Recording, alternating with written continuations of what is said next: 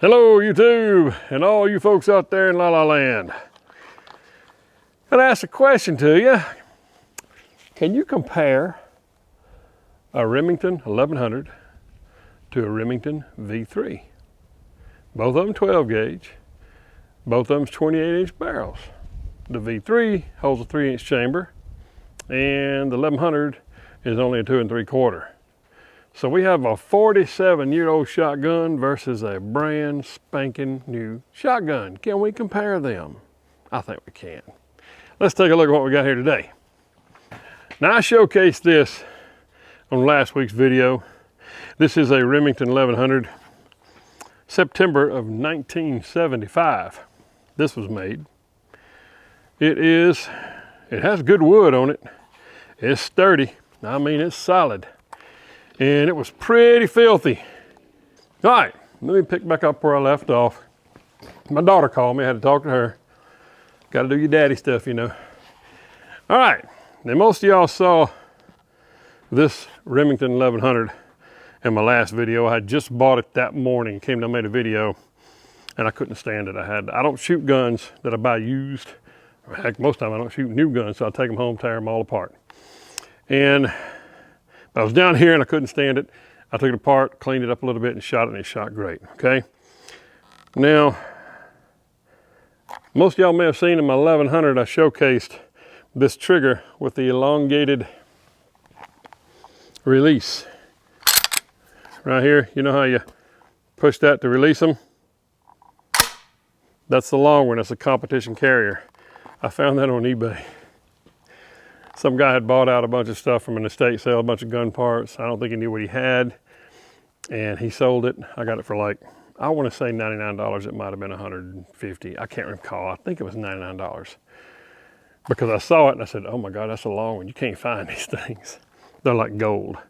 So I had it on a 20 gauge, but the 20 gauge is a defense gun, so I've got the Days Metalworks one on that one. I put this one on here.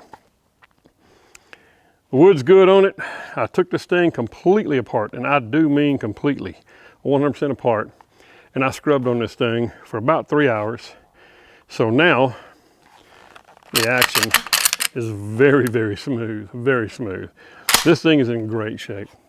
The wood's good on it. I got another butt pad coming because when I took this off to get the action spring apart and everything, this was arched, curved, and the guy had put a butt plate on it and drilled another hole and screwed a third screw in there and put epoxy on there, and it was a booger to get off, needless to say. So I put a different butt pad on it for the time being. So we have a 47-year-old Remington 1100, solid gun. You guys know about these things. Fantastic. Now let's look what I picked up today. All right, this is a Remington V3. Y'all know I already have a V3. It's the camo. I put some wood on it. It's a 6-7-year-old gun, bought it used. Got a good deal on it. It's in really good shape. I've made a video on it. I go into my local gun store today, and he had a bunch of Remingtons up there, and they're all wood, black, synthetic, all that. I'm looking at them. This is the only one sticking up there that had a longer barrel.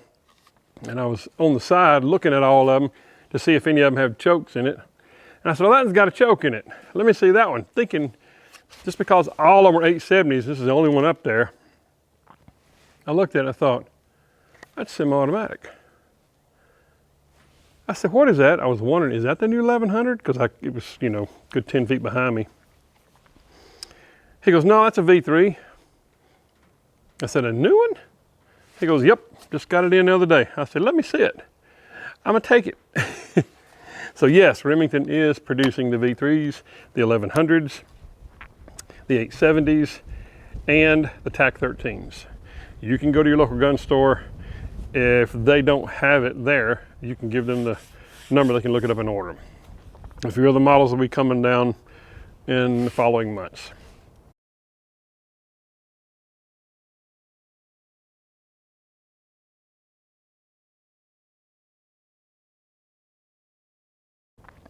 But this is the new one, just released, just come out.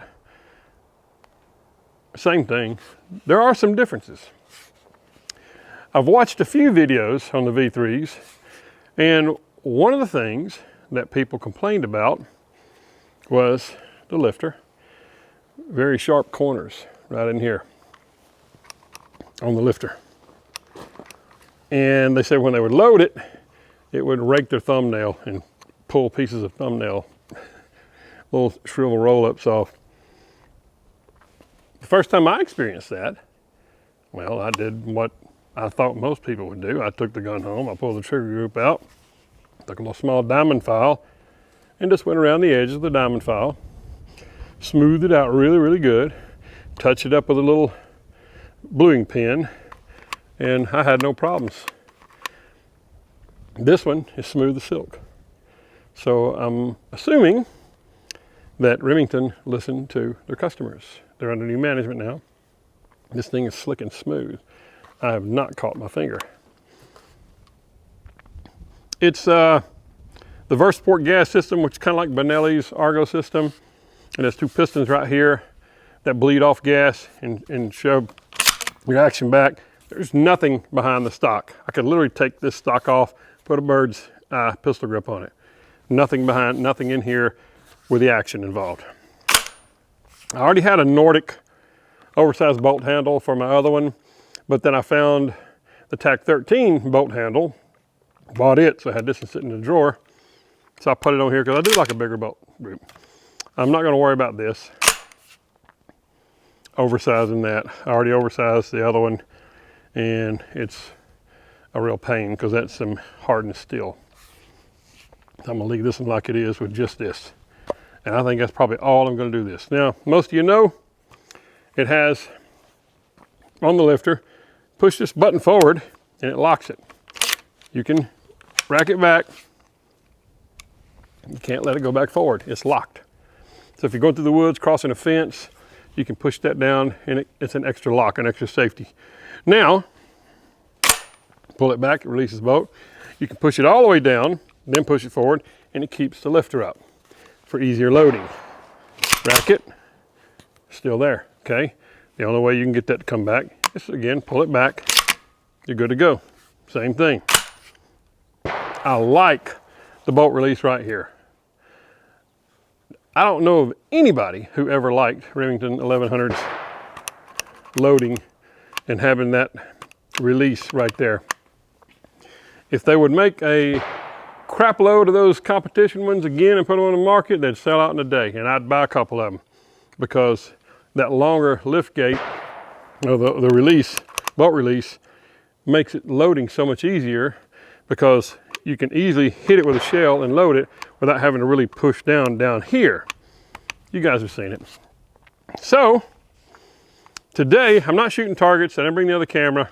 I'm just out here for a first shot with this. And I think it deserves some good stuff. Let's look at what we are going to be shooting today for its first shot. None other, you know, it had to be a Remington shell. This is the extra hard lead shot nitro turkey, 3-inch mags, 1210 feet per second. It's not really that hot. 5-shot, 1 7/8 ounce. We're gonna load it up and shoot the first 5 shots with its namesake. All right, well, excuse me, we're gonna do the first 4 shots. I don't believe that I can get but 3 in here. Ooh, he's a little stiff. Not bad. Not raking my thumbnail at all. All right, folks, here we go. First shots with a new Remington V3. It is a 28-inch barrel. Both of them are 28-inch barrels. All right, here we go.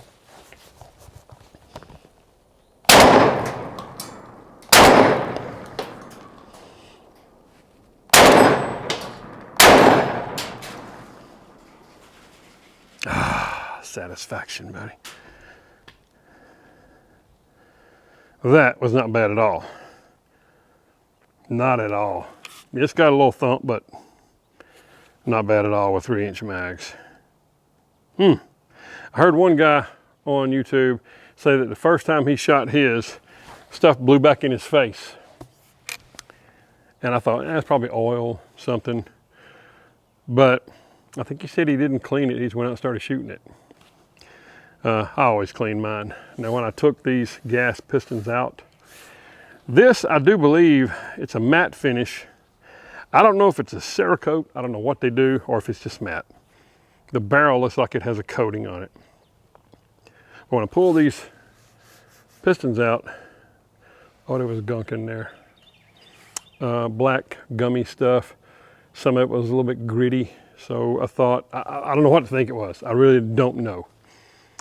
I had to be very careful because when I started screwing the one on the left side back in there, it cocked on me as I was screwing it kind of tight, and I give it like a quarter turn. I was like, whoa, whoa, whoa, wait, back that back out real slow. Scrub brush up in there, a 40 cal or 10 cal brush will scrub those holes out real good. And I looked at the threads, and the very first thread was kind of laid over just a little bit. Well, I've got a square thread file, and it's 27 inches, 27 threads per inch. So I just slowly raked it around and got it off and put it back in there after cleaning it all up again, and it screwed right in. So be careful with that. There is gunk. The inside of this thing had tons of brownish oil all up in. I don't know what they're shooting these at the factory with, but it was a brownish, almost a bronze dust all inside it, all back in here. And I mean, I took this thing 100% apart and totally cleaned it. And I could noticeably feel the difference in how the action worked after cleaning all that stuff out.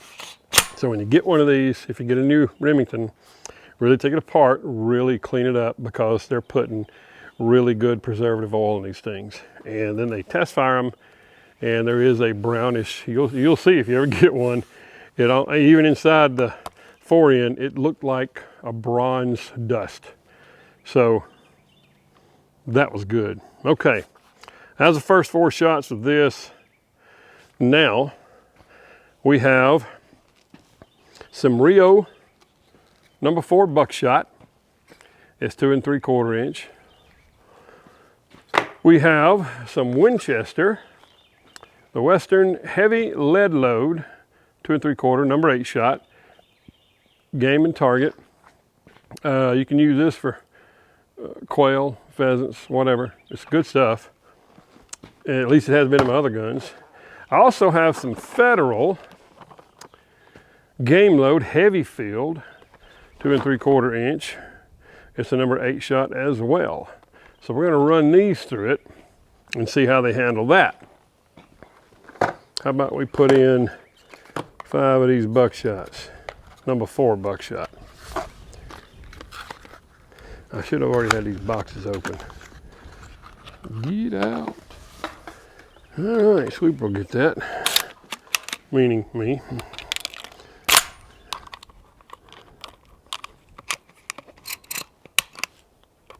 Oh, it did come with a plug, and it come with 3 chokes.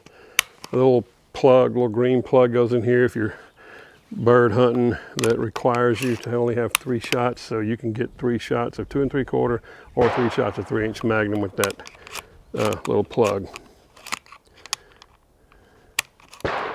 Well, I cannot get 5 in there, even a 2 3/4. I mean 4, I got 3, so there's 4 total. All right, let's see how it shoots these buckshot.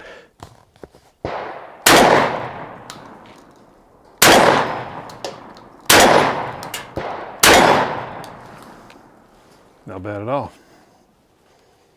I like it. Go ahead and throw the last one in there just for some giggles, and there's an old, just hit that bowling pin rolling. All right, let's go to Winchester.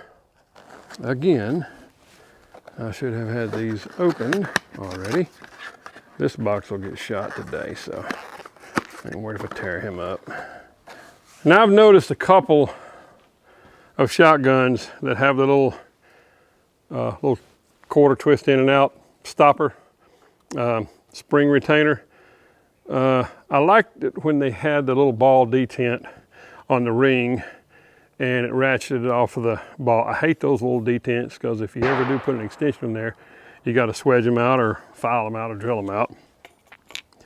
And I have noticed on some guns that I can just take that thing out and just use the cap as a spring retainer as well.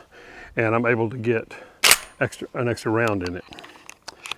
This one uses that pretty good, but this thing screws down on there really good, so I might be able to take it off and get that 4th round in there.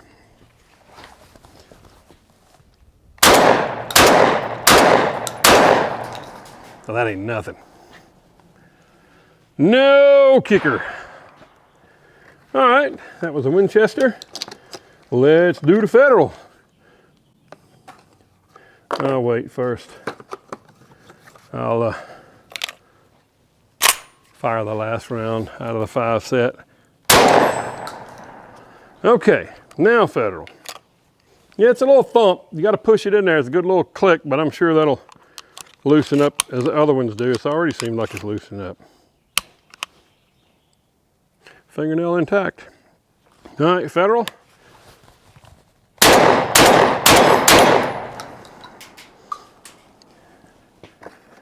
And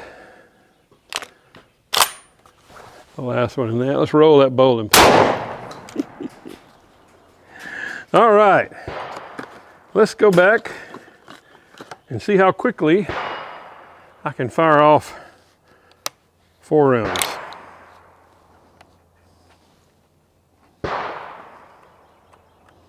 Even the trigger has been smoothed around the edges there.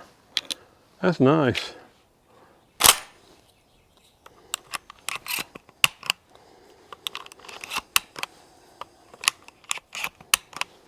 All right, quick as I can. Oh, missed that last. Not bad, folks. Man, that, you can see the recoil is very, very, very manageable. Ha! I like it, I like it, I like it, I like it. Let's take a look at the 1100. Whoo-wee, I love this gun. So clean, now that I cleaned it up. Tight, everything on it's really, really tight. All right, let's go. Yeah, I'll do the buckshot later. This is a modified choke, 28-inch barrel. And I think I have skeet in that one for right now.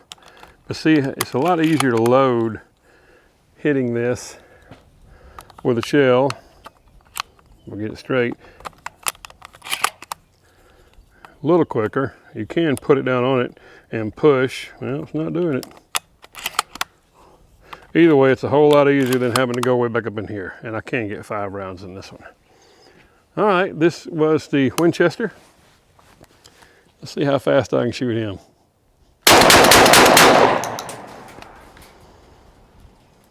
"47-year-old gun, folks. He puts them out there. Let's try the Federal. Safety on.